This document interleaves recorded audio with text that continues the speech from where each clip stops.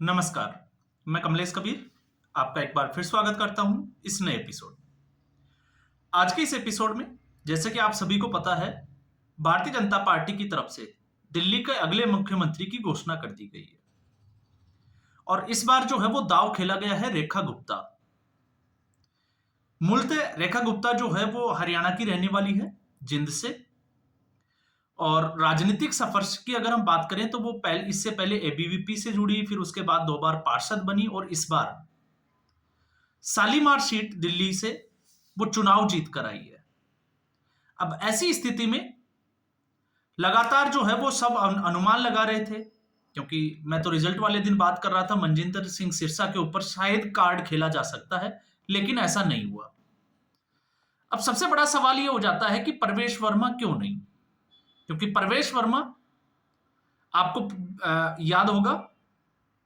जब बात उठी थी कि लोकसभा सांसद के रूप में उनका टिकट काट दिया गया था, और उस वक्त से अब जब विधानसभा चुनाव की बारी आई तो लगभग 6 महीने के बाद खुद प्रवेश वर्मा ने इस बात से जो है वो पर्दा उठाया कि उनको टिकट क्यों नहीं दिया गया। तो उनके हिसाब से उसी वक्त भारतीय जनता पार्टी ने क्लियर कर दिया था कि प्रवेश वर्मा को कि आपको दिल्ली विधानसभा चुनाव में चुनाव लड़ना है, और उसी वक्त फाइनल हो गया था सीट जो है वो नई दिल्ली की सीट होगी। उन्होंने तैयारियां की और तैयारियां इस कदर की कि उसके बाद में जब चुनाव परिणाम आए दिल्ली के विधानसभा चुनाव में, तो प्रवेश वर्मा ने आम आदमी पार्टी के संयोजक, या हम कहें कि आम आदमी पार्टी में जिस अरविंद केजरीवाल के अलावा कोई दूसरा चेहरा नजर नहीं आता, जो अरविंद केजरीवाल डींगे हाँकता था कि इस जन्म में तो नरेंद्र मोदी उनको दिल्ली में चुनाव नहीं हरा सकते, उस अरविंद केजरीवाल को उसी की सीट पर प्रवेश वर्मा ने जबरदस्त तरीके से पटकनी दी। उस वक्त जैसे ही जीत हासिल हुई, उसके बाद में प्रवेश वर्मा अमित शाह से मिलने गए और तब से यह कयास लगाए जा रहे थे कि सीएम पद की रेस में सबसे आगे प्रवेश वर्मा होंगे। तो फिर अचानक से प्रवेश वर्मा की जगह रेखा गुप्ता क्यों? तो प्रवेश वर्मा का अगर आप देखोगे तो सब कुछ ठीक है, बस एक चीज जो है वो लग रहा है कि वो प्रवेश वर्मा के खिलाफ जा सकती थी, और जिसका डर था वही हुआ, और वो थी कि प्रवेश वर्मा के जो पिताजी थे साहिब सिंह वर्मा, वो पहले मुख्यमंत्री रह चुके थे। तो अगर भारतीय जनता पार्टी ये दांव खेलती तो आपको पता होगा, क्योंकि भारतीय जनता पार्टी कांग्रेस पार्टी और कई पार्टियों के ऊपर परिवारवाद का बड़ा आरोप लगाती है। तो ऐसी स्थिति में विपक्षी पार्टियों को भारतीय जनता पार्टी ने मौका नहीं दिया।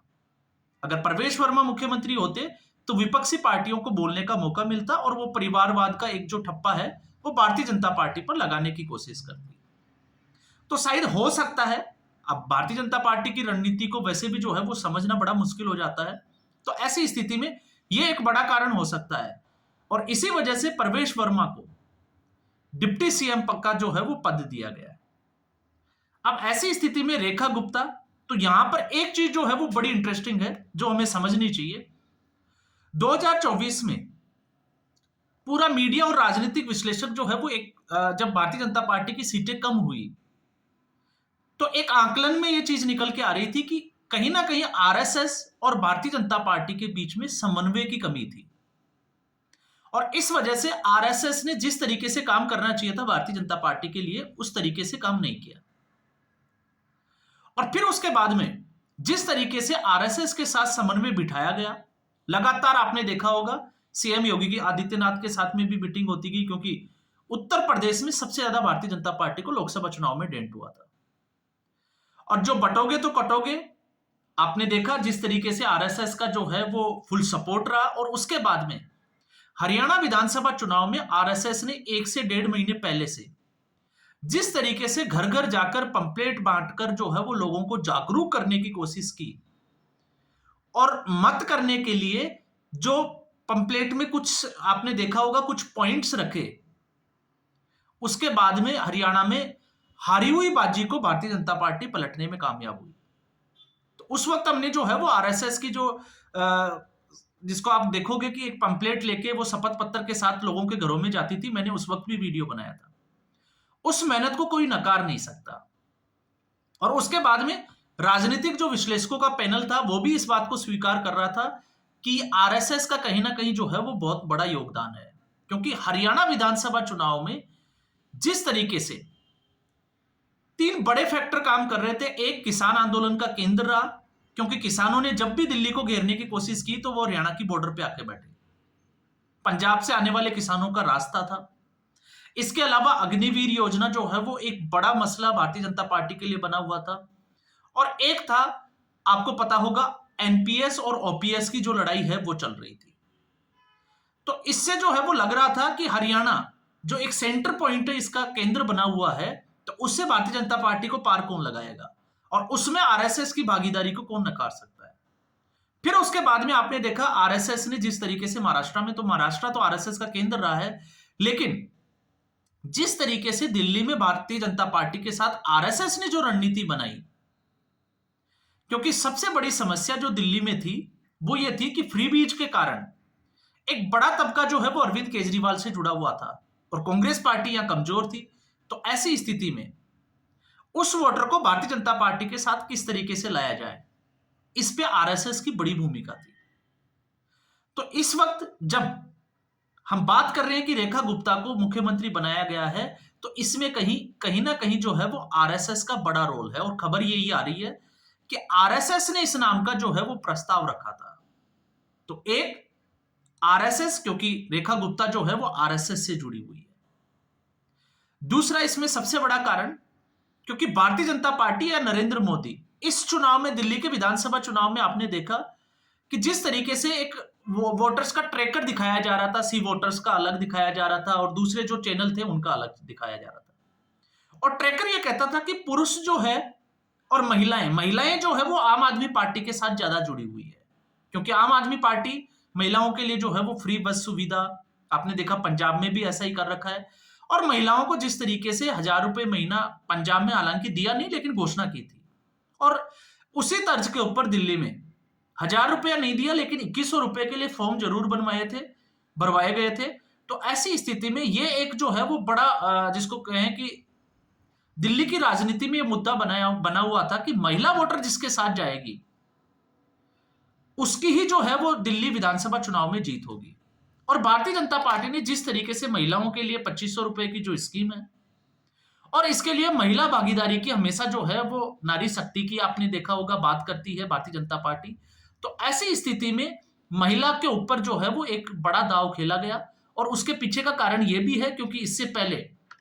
भारतीय जनता पार्टी और कांग्रेस पार्टी दोनों को अगर आप देखोगे तो पहले भारतीय जनता पार्टी में सुषमा स्वराज जो मुख्यमंत्री रही, महिला मुख्यमंत्री, और उसके बाद में 3 बार का जो शासन रहा वो रहा शीला दीक्षित जी का। तो भारतीय जनता पार्टी ने आने वाले समय के लिए भी महिला वोटर को जो है वो एक बड़ा संदेश दिया है, जिसमें महिला फैक्टर जो है वो काम कर गया। तो ये कुछ कारण थे जिन कारणों की वजह से रेखा गुप्ता का नाम जो है वो सीएम पद की रेस में आगे ही नहीं बल्कि विधायक दल की नेता चुन ली गई है। और अब जो है वो कल शपथ ग्रहण समारोह होगा। शपथ ग्रहण समारोह की भी अगर हम बात करें तो आपने देखा होगा भारतीय जनता पार्टी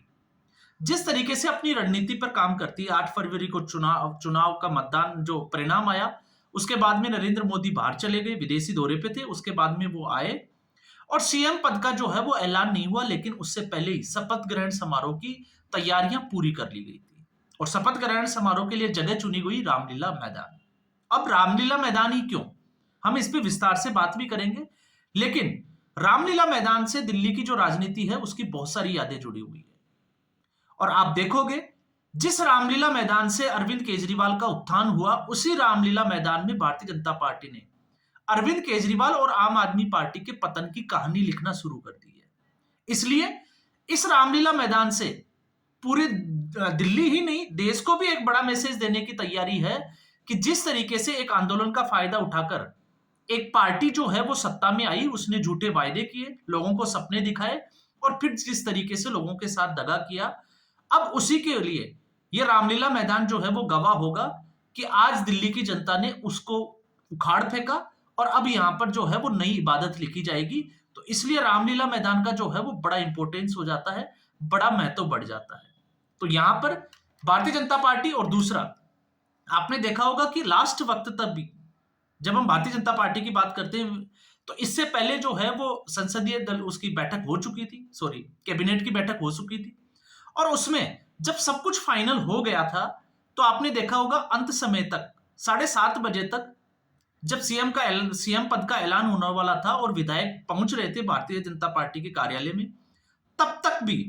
किसी भी विधायक ने इस नाम का ना जिक्र किया जिनको पता भी था और जिनको नहीं पता था। तो बात यह दिखाता है कि भारतीय जनता पार्टी का जो अंदर का जो लोकतंत्र है या हम कहें कि अनुशासन जो है वो किस तरीके का है। और उसके बाद में बिना किसी बगावत के जिस तरीके से प्रवेश वर्मा को मनाया होगा या बाकी नेताओं को भी इस नाम के लिए मनाया होगा, उनके साथ में भी मीटिंग की खबरें आ रही थी, तो आपने देखा कि भारतीय जनता पार्टी की रणनीति बाकी पार्टियों से किस तरीके से अलग है। और यहां पर आपने एक चीज और नोट की होगी कि भारतीय जनता पार्टी जिस तरीके से ये काम करती है, तो ये हर जिसको कहें कि जीत हो चाहे कोई भी ओकेजन, उसको ओकेजनली एक बड़ा जो है वो समारोह के रूप में रिप्रेजेंट करती है और जनता को साफ तौर से मैसेज देती है। तो मोदी की गारंटी, यमुना नदी आपने देखा सफाई का काम जो है वो शुरू हो चुका है। ऐसे में महिला मुख्यमंत्री, तो महिलाओं को सम्मान देने की बात करना और उसमें महिला वोटर्स को अपनी तरफ करना, और एक और जिसमें सबसे बड़ी बात थी आरएसएस के साथ मिलकर काम करना, समन्वय बिठाना। तो ये भारतीय जनता पार्टी ने जो है वो मैसेज देने की इस नाम से कोशिश की। तो आज के एपिसोड में बस इतना ही। उम्मीद करूंगा ये वीडियो एपिसोड आपको पसंद आया होगा। वीडियो को लाइक करें, शेयर करें, चैनल जरूर सब्सक्राइब करें। धन्यवाद।